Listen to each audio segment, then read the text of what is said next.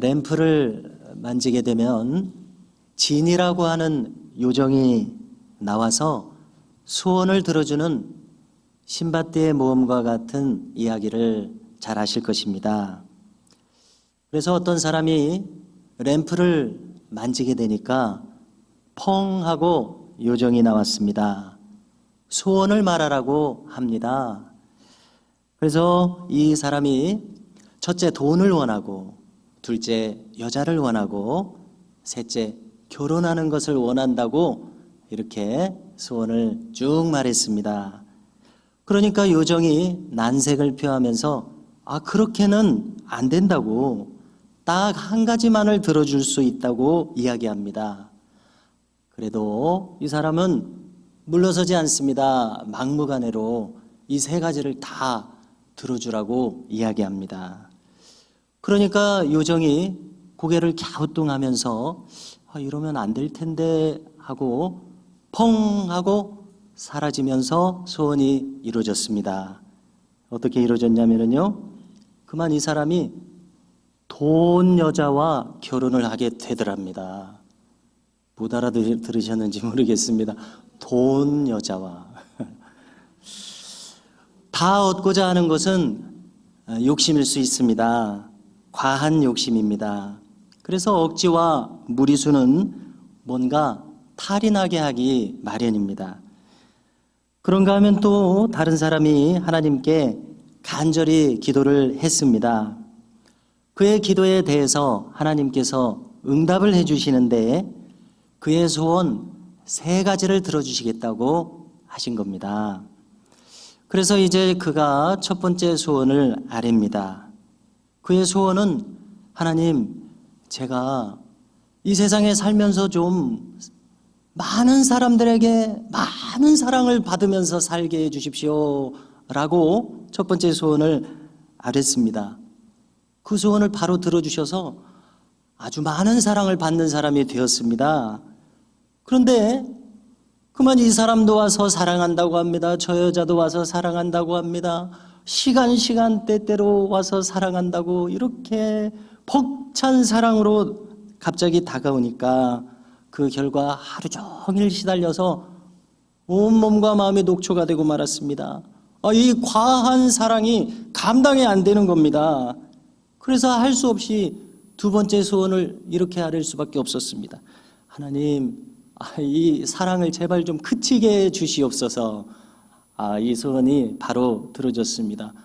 눈 깜짝하는 사이에 소원이 두 가지나 벌써 다 기도를 드렸어요. 이제 마지막 한 가지 소원을 아뢰 수가 있는데 아무리 생각해도 어떤 것을 구해야 할지 떠오르지가 않습니다. 그래서 하는 수 없이 이렇게 기도를 하게 됩니다.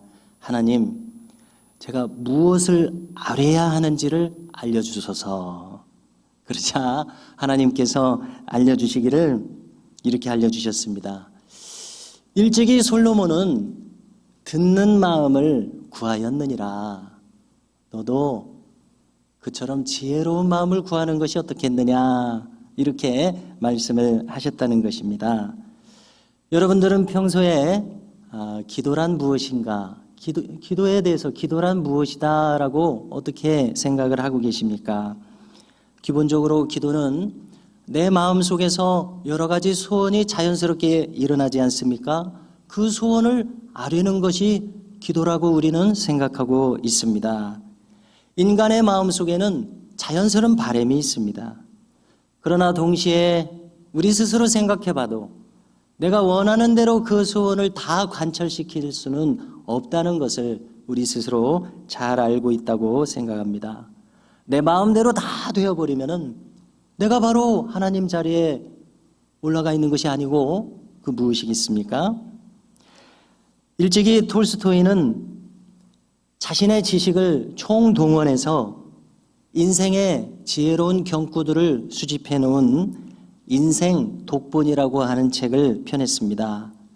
그래서 연중 365일 매일매일 한 주제씩을 다루게 되는데 어느 항목에서 기도에 대해서 다루면서 이렇게 말합니다.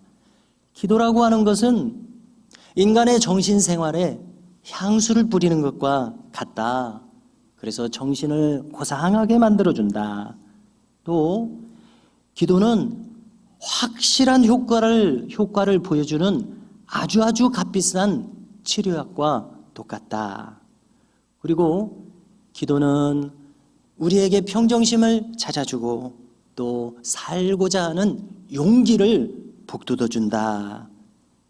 이렇게 기도는 우리에게 신의 명령을 깨닫게 하고 우리가 어떻게 해야 할지 할 바를 알게 한다. 이렇게 기록했습니다. 톨스토이는 나이가 점점 들어가면서 점점 신앙적인 사람이 되어갔다고 하는데 기도에 대한 자신의 경험이 이 기록에 어느 정도 반영되어 있는 것 같습니다. 아주 담담하게 기도에 대한 의견을 피력하고 있습니다. 벌써 한 세대 전에 번역된 책 중에 고든 맥도널드라고 하는 분이 내면 세계의 질서와 영적 성장이라는 책을 써서 우리말로도 번역되어 있습니다. 거기에서 이 기도라고 하는 것은 정말 잘 안 된다라는 이 현대인의 경험을 그는 여러 가지로 이야기를 합니다. 해밀턴이라고 하는 사람이 이렇게 말했다고 전합니다. 우리 인간 각 사람들의 마음속에는 이 고삐를 풀어던지고 저리로 도망치고 싶어하는 야생마들이 한때가 인간의 마음속에 가득 차 있다. 이렇게 말합니다.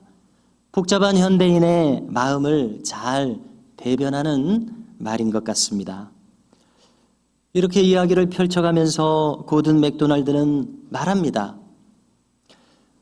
나는 우리 인간의 마음이 정원과 똑같다고 말하고 싶습니다. 이 인간의 마음의 정원은 얼마나 섬세한 곳인지 잘 가꾸지 않으면은 어느새 가시덤불로 뒤덮여버리고 맙니다. 이 정원은 하나님의 영이 오셔서 자신을 나타내 주시고 지혜를 주시고 칭찬도 하시고 또 꾸짖기도 하시고 격려도 하시고 방향을 제시하고 인도해 주시는 곳입니다. 이 정원이 잘 가꾸어져 있기만 하다면은 번잡함과 또 복잡한 소음, 아주 혼란스러운 그러한 마음이 사라지는 고요한 정원이 될 것입니다. 이렇게 설명을 하고 있습니다. 한마디로 그는 그리스도인의 삶이란, 그리스도인의 기도 생활이란 마음의 정원을 가꾸는 것이다. 이렇게 말하고 있습니다. 기도에 대해서 정말 알기 쉬운 좋은 비유라는 생각이 듭니다. 우운디드 힐러라는 책이 있습니다. 번역하면은 상처 입은 치료자, 우운디드 힐러. 이 책을 헨리 나우엔이라는 분이 썼습니다. 이 유명한 이분은 하버드대와 예일대 교수를 지내면서 신학생들에게 이 심리학에 대해서 가르쳤습니다. 그는 외로움, 불안, 상처 등등 마음의 감옥에 갇혀 살아가고 있는 현대인들에게 내적 자유를 얻는 길이 무엇인지를 제시하고자 글을 쓰며 강의하며 일생을 보낸 사람입니다. 그 자신도 자신의 마음속에서 늘 일어나고 있는 이 고뇌와 성찰을 솔직하게 책에서 기록해 주면서 그는 주변을 쭉 돌아볼 때 수많은 사람들이 있습니다. 이 사람들이 단절 속에서, 분열 속에서 패럴럴드 마인드, 마비된 심리를 가지고 살아가고 있더라는 것입니다. 어떻게 하면 이 사람들이 자신이 갇혀있는 이 두터운 알 속을 깨쳐나오고 새처럼 비상하여 날아오를 수 있을까? 그는 고민하면서 사람들이 취하는 방법들에 대해서 정리해 봤습니다. 첫째로 사람들은 이렇게 벗어나기 위해서 신비적인 방법을 사용합니다. 그것은 명상과 기도 등을 포함합니다.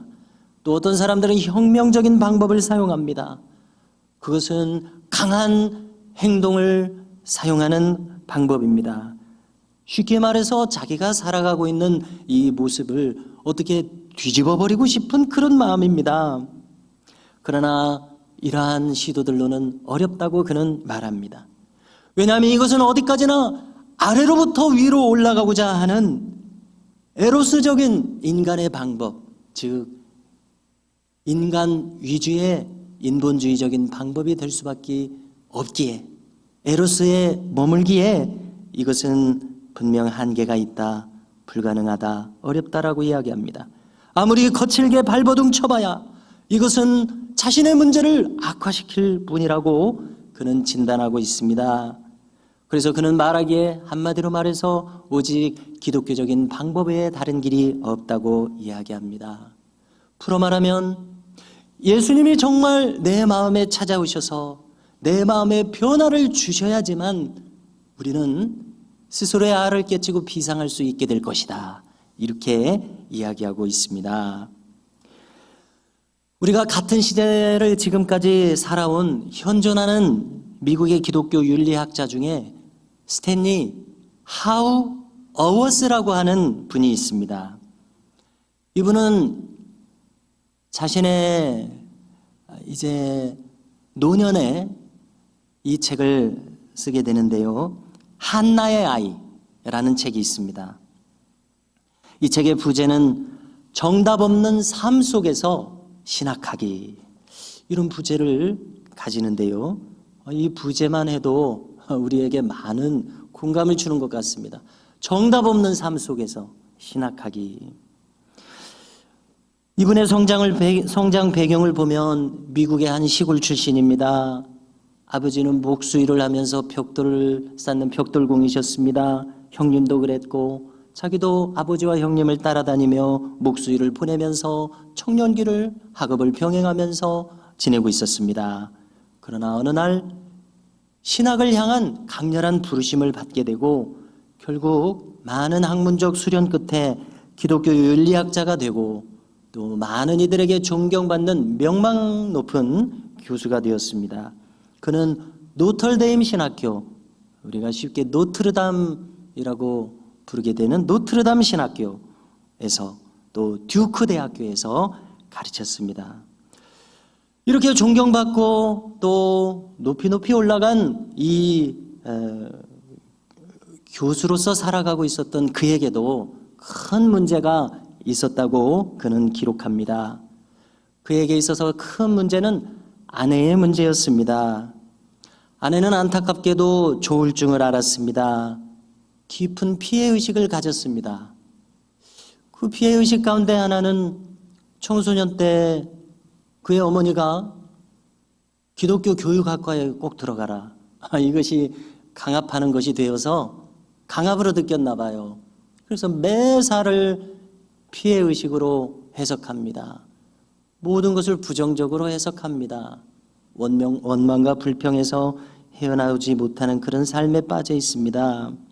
그래서 이것은 심각한 정신병적 증세였습니다. 그리고 또 남편에 대해서는 심한 의부증까지 나타났습니다. 그래서 하루는 학교 행정실에 찾아와서 발작을 일으키며 난동을 부렸습니다. 그래서 이 모든 삶을 감내하면서 스탠리 하우어워스는 담담하게 말합니다. 아내와 함께 나는 이렇게 살아오면서 나는 내 인생에서 철이 드는 것을 강요받는 그러한 인생이라고 해석하게 된다. 또 그는 이렇게 말합니다. 이렇게 삶을 꾸려오면서 나는 비로소 이제 기독교인이 되기 시작했다고 느끼게 되었다 라고 정말 겸손하게 말하는 것을 우리가 들어보게 됩니다.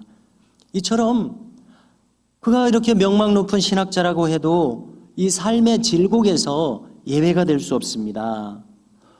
이분이 됐든 이분의 아내가 됐든 누구에게나 이와 같은 극한적인 상황이 올 수가 있습니다. 누구나 인간은 한계적 상황을 맞이할 수 있다는 이야기입니다. 자, 그런데 오늘 본문도 한번 보십시오.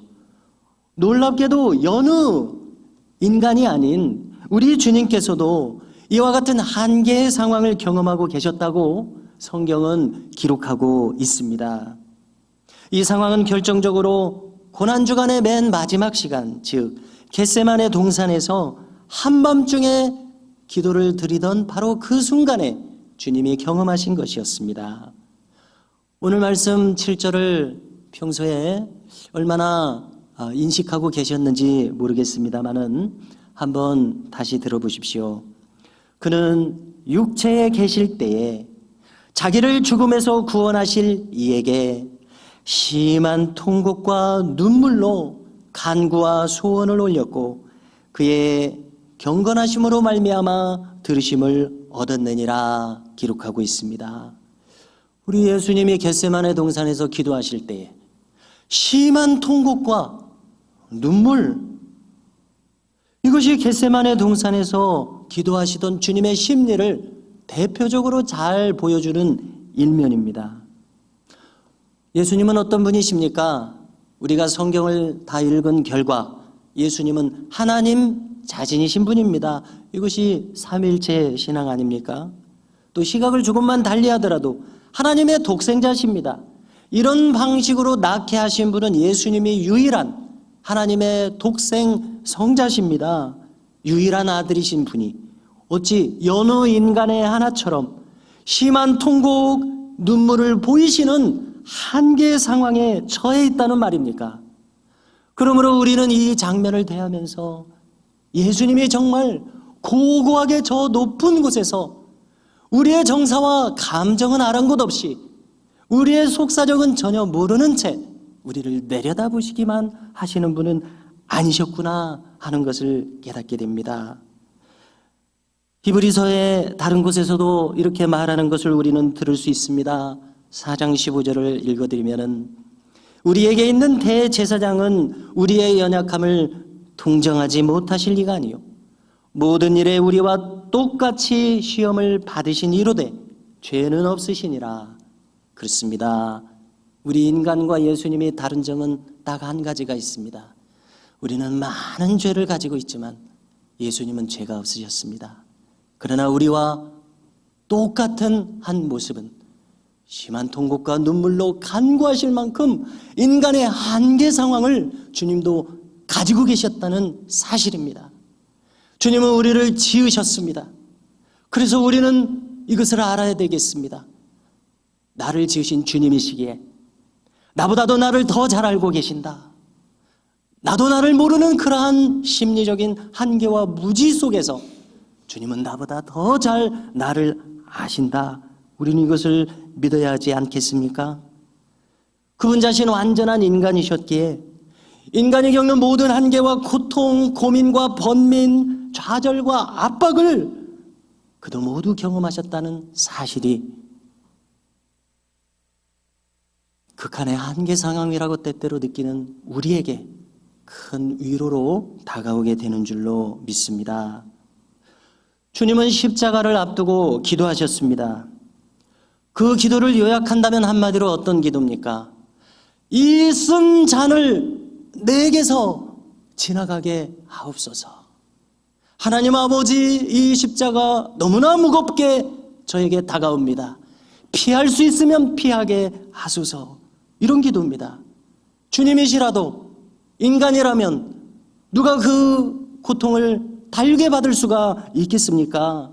누구라도 피할 수 있다면 피하고자 할 것입니다. 그런데 이 기도의 순간으로 우리가 들어가서 옆에서 지켜본다고 생각해 보십시오. 주님은 이 기도의 시간에 자신만을 생각하지 않으셨음을 알게 됩니다. 그야말로 주님은 두 눈을 들어 주변을 둘러보셨습니다. 하나님 아버지를 생각하셨습니다. 여기 이 제자들을 보시면서 가련한 인간들을 생각하셨습니다. 아무리 생각하셨어도 이 가련한 인생들을 외면할 수가 없으셨습니다. 내려보시는 하나님을 외면할 수 없었습니다. 그는 이렇게 하나님과 가련한 인류를 생각하셨습니다. 우리가 성경을 통해서 알게 되는 것은 인류의 역사는 바로 이 시간을 향해서 흘러오고 있었습니다. 이 결정적인 시간에 주님은 자신을 생각할 수 없으셨음을 알게 됩니다. 하나님을 생각하고 하나님의 뜻을 생각하고 가련한 인생들을 생각하실 수밖에 없으셨습니다. 심한 통곡과 눈물 속에서 주님은 마침내 기도하시게 된 것을 우리가 읽지 않습니까? 아버지 내 뜻대로 마옵시고 not my will, 그러나 아버지의 뜻대로 but thy will 하옵소서. 비던 아버지의 뜻대로 하옵소서. 내 뜻대로 마옵시고, 바로 이것입니다. 기도란 무엇이냐 할 때에 나의 입장을 끝까지 밀고 나가는 것이 아니라는 것을 알게 됩니다. 나의 희망을 관철시키려는 의지를 계속해서 거듭거듭 표하는 것이 아니구나 깨닫게 됩니다. 과연 나의 뜻은 이렇게 절박한데 하나님의 뜻은 과연 무엇이실지 그것을 기다리면서 듣게 되는 시간이 기도인 것을 알게 됩니다. 들을 뿐만 아니라 그 뜻을 수용하게 되는 시간이 바로 기도인 것을 알게 됩니다. 그러므로 우리는 이렇게 정리하게 됩니다. 그렇구나. 기도라고 하는 것은 기도를 드리는 것이 아니라 이 기도는 받는 것이구나. 이렇게 깨닫게 됩니다. 저는 항상 지금까지 일생을 살아오면서 잊을 수 없는 기도의 한마디가 있습니다. 그것은 저희 어머니께서 실제로 하셨던 기도의 한마디입니다. 물론 어머니께서는 늘 기도 생활이라고 우리가 소위 부를 수 있는 그러한 삶을 살아오셨습니다. 새벽마다 새벽기도 가셨습니다. 저녁마다 저하고 아버지는 전원일기 켜고 보는 시간에 어머니는 전원일기마다 하시고 성경책 찬송가 펼치셔서 저 한쪽 구석에 가셔서 찬송하시고 기도하셨습니다. 더 답답하면 교회로 가셨습니다. 이렇게 하나님을 찾는 삶을 사셨습니다. 그런데 제가 이 19살 7월의 시간을 보내는 어느 시간에 3일간 몹시 앓게 되었었다고 말씀드리지 않았습니까? 어머니는 서울로 외삼촌들을 보러 다니러 가셨지만 제가 이렇게 갑자기 몸져눕게 되었다는 말을 듣고서 급히 내려오셨어요. 3일째 날 저녁에 오셔서 아주 심각한 저의 모습을 보시고서는 힘없이 누워 있었으니까요. 고열 속에서 주님은 수르르 어머니는 눈물을 흘리시면서 기도하시게 되었습니다. 이렇게 기도하시는 겁니다. 하나님 아버지, 종식이를 욕심 부리지 않겠습니다. 아버지의 뜻대로 사용하소서. 이렇게 기도하시는 것이었습니다. 그래서 지금에 와서 생각을 해보니까 어머니는 그때 깨닫고 계셨던 것 같습니다. 이 아들은 지금 내 아들이지만 내 아들이 아니다. 하나님께서 먼저 찾으신다면 나는 물러서야 하지 않겠는가. 이런 것을 깨닫고 계셨던 것 같습니다. 성도 여러분, 우리 인간은 참 누가 뭐래도 어찌 생각해도 강렬한 자의식을 가지고 있습니다. 내가 추구하는 바가 있습니다. 내가 바라는 바가 있습니다. 내가 지금껏 살아온 나의 삶의 기준이 있습니다. 그러나 오늘 성경은 말씀해 주시고 있습니다. 8절을 보십시오. 이 맥락에서 그는 아들이시면서도 우리가 지금까지 말씀을 나눈 대로 그는 하나님의 아들이시면서도 순종함을 배워서 이렇게 기록합니다. 순종함을 배워서 또 온전케 되셨은즉 이렇게 기록합니다.